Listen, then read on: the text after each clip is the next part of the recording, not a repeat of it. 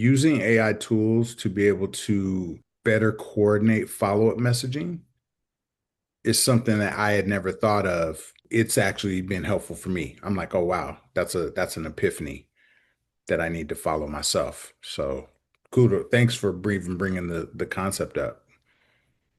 Yeah, those are some of the things that I think when developing your contact list or your CRM, I think that's the one thing to know that it's there in case you forget. Set it, forget it.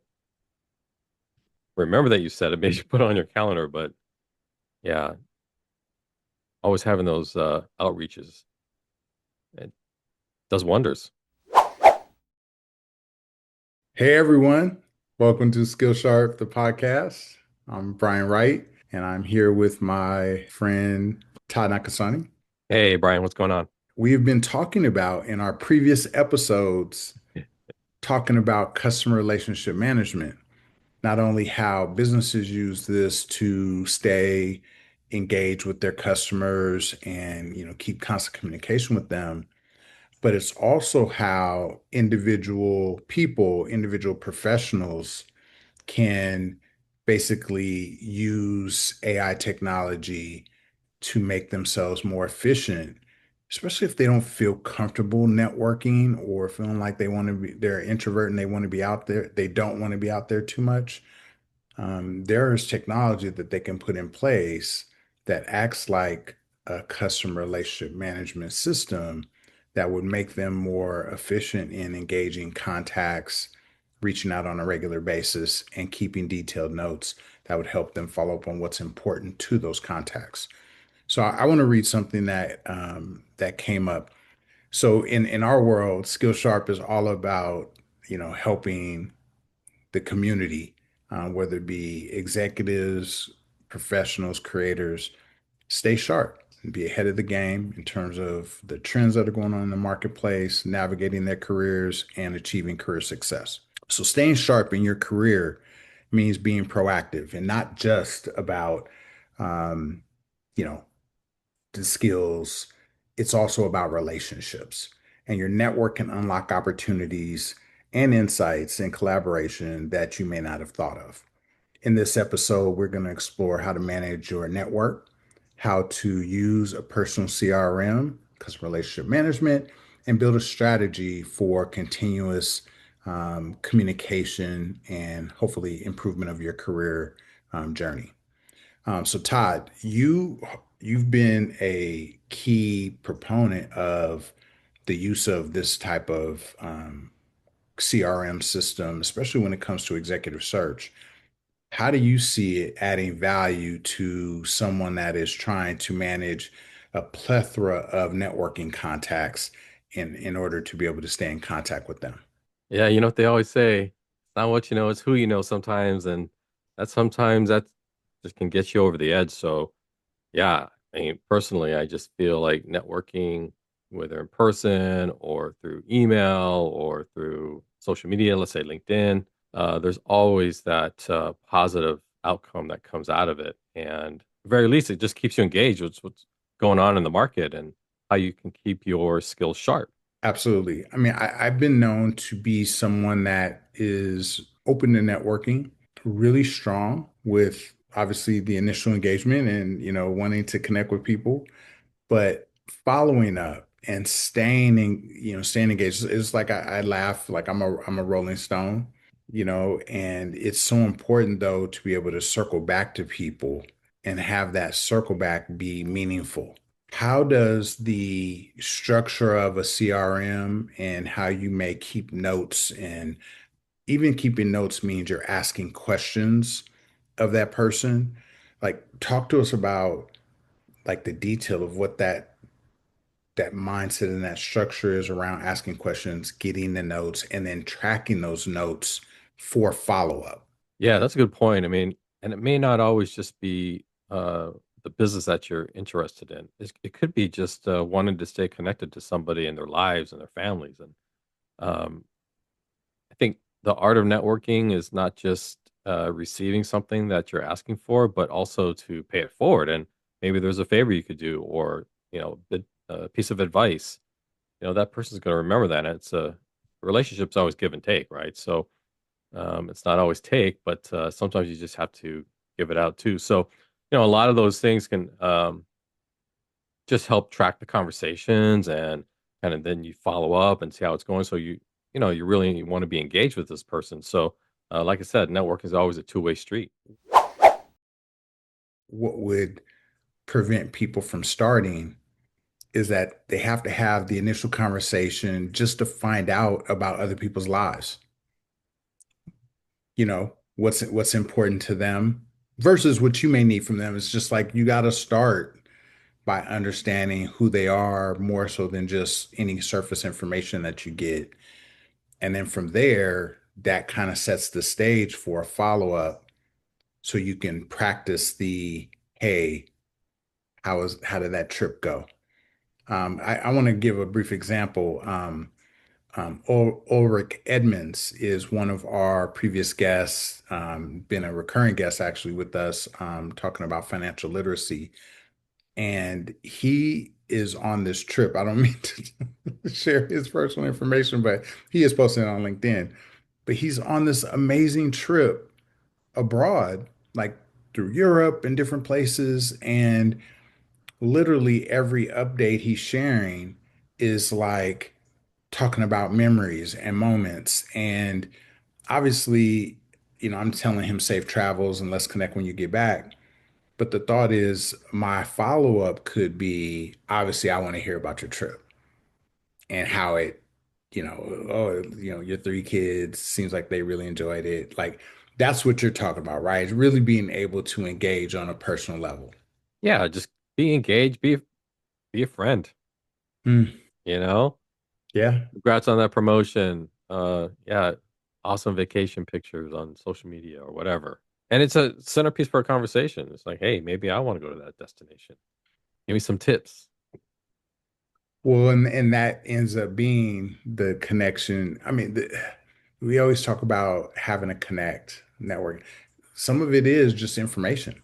Oh, you went on this trip, and oh, how did you like it? And what restaurants did you go to? I mean, it could be that basic. And then obviously, I think people do understand that. This is what I'm gonna pose as somewhat of a challenge, not just for me, but I think for everybody, is that people they're busy and distracted. They may not think they have time to network in the way that we're saying because it's not in their mind efficient. But what you're saying is they have to get over that and kind of be a friend first, connect with people first, and then be able to maybe have the conversation grow to other things that may be more purposeful in their mind. Is that correct? Yeah, I think, right, you want to make your network count. And if you have limited time or what have you, just make sure it's a genuine relationship. I think people will get over the uneasiness of networking really fast when you know that there's a personal connection, right? It's not just for, business purposes or what have you, but, maybe truly you want to be a friend. Yeah. No, that's a good point. So what's the uncomfortable segue to where you may have a specific question that's more business related? How are you able to manage that jump into more, maybe specific questions or ask of your network? Yeah, it could be say, "Hey, I saw you used to work at XYZ company, and just so happens I got an interview there." Or can you tell me about the culture? Unabashed version of what the culture is like internally. So I think it can lead to something like that, but I think when you have that genuine relationship, I think internally you feel okay to ask of those favors when you actually need it. Because remember, you paid it forward, right? With just conversations or, hey, what's going on? Let's schedule, time for coffee, whatever it might be, right? But I found that, when I feel like I've uh, provided some insight or, help somebody with career advice, you feel good about yourself, right? Absolutely. Yeah, no, I like that part. And there's a couple of stats that I came across. So people with strong active networks are 70% more likely to land new roles before they're even posted. We agree with that. Yeah. Yeah. Have you seen it happen? I've seen it. Yeah, and the next, which I think is kind of interesting, is more most referrals come from dormant ties. So people that you have not connected with in a long time. I thought that was interesting. That's interesting too. In the same sense, being someone that has a lot of acquaintances and contacts, but not necessarily a lot of people that I'm engaged with on a regular basis, that does cross my mind. Like I'm calling this person out of nowhere, but this stat kind of gives us the feeling that that's what you're supposed to do. Yeah, I think too, right? It's a numbers game. If you send it to 10 people out there, maybe get one response.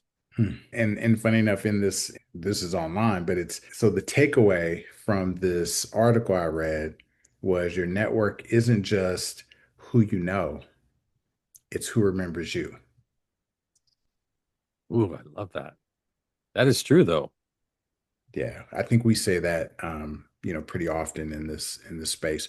So I guess when you're talking about the CRM, because we are giving job advice, so I think it's kind of cool the way you set it up, though. It's a life lesson on just how to connect better with people. And people are so scared of technology, but in this situation build using the technology to build the habit of just being a better person and connecting with people and not having an initial agenda or an ask, that's something that will enrich your life, which is so cool. I think so. Yeah.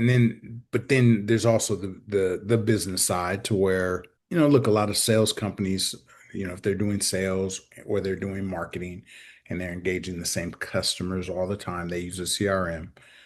And it would be to track all the conversations. You know how the audience should think about it as when you call your cable provider and they can then pull up the history of you calling in and all of your account details. This would be the same thing as you saying, I have 10 contacts I want to stay in contact with. Let me pull up the information about the last time I spoke to them. And now you know a little bit better about how to provide. It's not necessarily service in this situation, but it's engagement, because of your connection with them. Those notes in the CRM make you a more engaging person. Yeah, and then too, what if you hear about a position that your new networking buddy would be a great fit for? So, you know, again, give and take. So another brief example. So I had somebody, long time former colleague, reached out when she was going through a job search, and she was at a high level, so harder to find those jobs. And we talked. I think I referred her to one person, but essentially haven't talked to her probably in 6 months or longer. And she sent me a note the other day just saying, hey, I finally landed somewhere. Just wanted to thank you. And boom. So the CRM. I mean, obviously, if you have a great memory, you should reach out like that. But the Yeah, CRM could be that mechanism of just saying, hey, these are people I talked to during that time. I'm going to send them all an update. And look how great that makes you feel. And look, in terms of building and engaging with your network. absolutely. And then you can even be the ringleader sometimes if you want to get together, hey, it's been too long. Let's grab lunch as a group.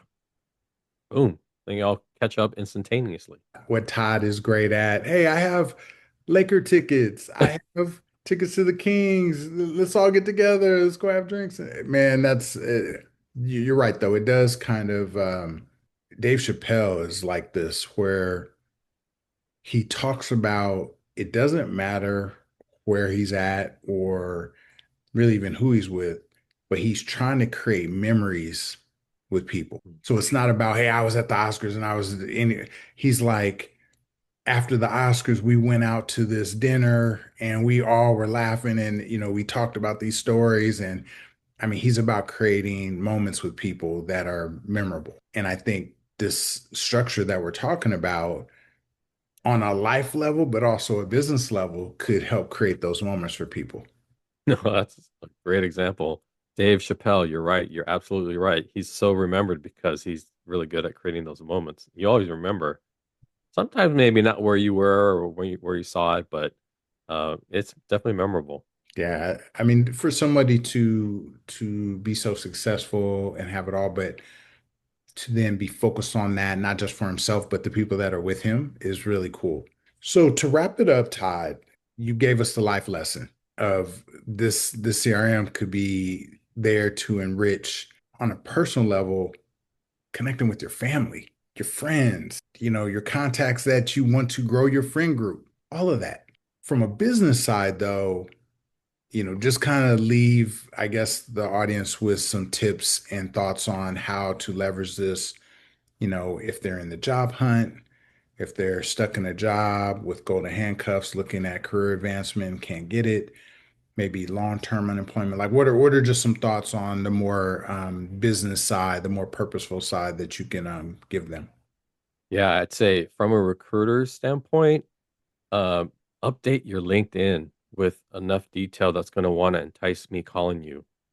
I can't tell you how many times I see candidates with vague, you know, job titles, and they're vague about their whereabouts and their companies that they've worked at. Yeah, just make sure you keep that updated because, man, that's LinkedIn. That's where we go if we want to try to find somebody for our roles. The other thing too is when you update your LinkedIn, that will engage you with your network all over again, or even increase your network. So take those opportunities to reach out in LinkedIn. And the great thing about LinkedIn, if you want to think about that as your personal CRM, uh, it's a tool that's readily available and it's free to the public. So that's something that's in your tool set that you could actually take to the market.